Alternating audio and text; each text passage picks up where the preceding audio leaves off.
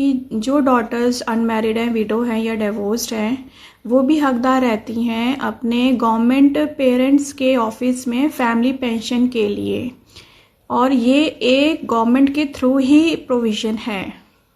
तो बेसिकली जो parents government sector में हैं और उनकी बेटियां डिवोर्स्ड हैं, विडो हैं या नॉट मैरिड हैं और पेरेंट्स के साथ रहती हैं, पेरेंट्स की सेवा करती हैं, तो वो डॉटर्स भी लीगली एडवाइज्ड हैं फैमिली पेंशन के लिए। तो जो पेरेंट्स गवर्नमेंट सेक्टर में हैं, प्लीज़ अपनी बेटियों को भी अपने ऑफिशियल रजिस्टर में, अपने ऑफिशियल ट्री में ज़रूर मेंशन करें। अगर आपकी डॉटर मैरिड भी हैं, वेल सेटल्ड भी हैं, फिर भी आप अपने डॉटर्स को family tree of government sector में ज़रूर मेंशन करें, बहुत इंपॉर्टेंट है ये। अब मेरे पास मेरे यूट्यूब चैनल में बहुत सारे क्वेश्चंस ये आ रहे थे कि मैम मेरे फादर ने मुझे मेंशन नहीं करा हुआ है अपने ऑफिस में, तो मैं क्या करूं? तो कोई डरने की बात नहीं है, आप अपने पेरेंट्स के ऑफिस में जाइए, खुद को मेंशन कराइए, अपने आईडी दीजिए, खुद को डिक्लेयर करिए कि मैं उनकी बेटी हूँ। तो लास्ट मैंने एक अपने यूट्यूब चैनल पे एक वीडियो बना के अपलोड करी थी कि daughters who are divorced, widow और not married, they are legally liable in the parents pension, family pension, और उनका एक लिमिट होता है 30%। तो उसके अंदर बहुत सारी क्वेरीज आई मुझे आज।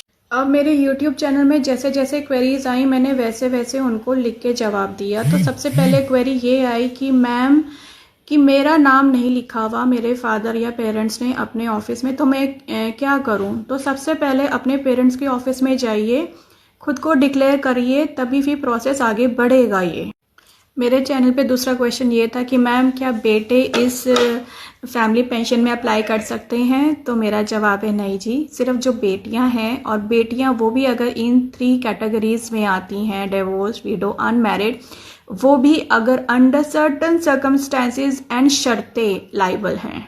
फिर मेरे यूट्यूब चैनल में एक और क्वेश्चन था कि मैम अगर हमारे पास बहुत सारा एसेट्स हैं, एसेट समझते हैं, जमीन जायदाद प्रॉपर्टी है, तो क्या फिर भी बेटियां लाइबल हैं फैमिली पेंशन के लिए? तो सर जी, एसेट प्रॉपर्टी का पेंशन से कुछ लेना देना नहीं है। Pension is legal help add.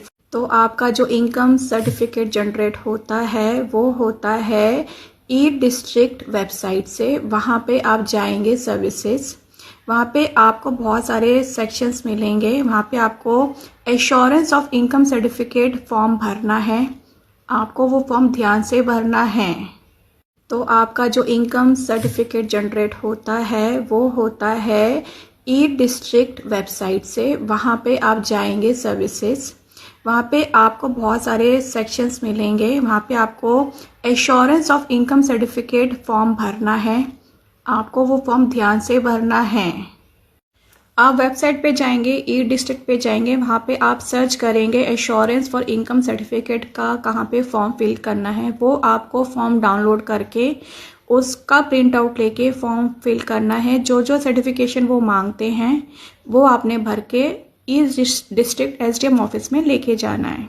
जब आप अपना फॉर्म भर के लेके जाएंगे इनकम सर्टिफिकेट का, तो आपको बहुत सारे डॉक्यूमेंट्स लेके जाने हैं, जिसमें आपको अपना घर का बिजली का बिल, अपना बैंक स्टेटमेंट, अपना आधार कार्ड, अपना रेजिडेंस प्रूफ, टेलीफोन बिल्स, ये सब आपको लेके जाना है ऑफिस में। अब आते हैं सबसे बड़े मुद्दे पे। अगर आपकी इनकम महीने की 8,000 से ऊपर है और सालाना 96,000 से ऊपर है, तो आप लाइबल नहीं हैं फैमिली पेंशन के लिए।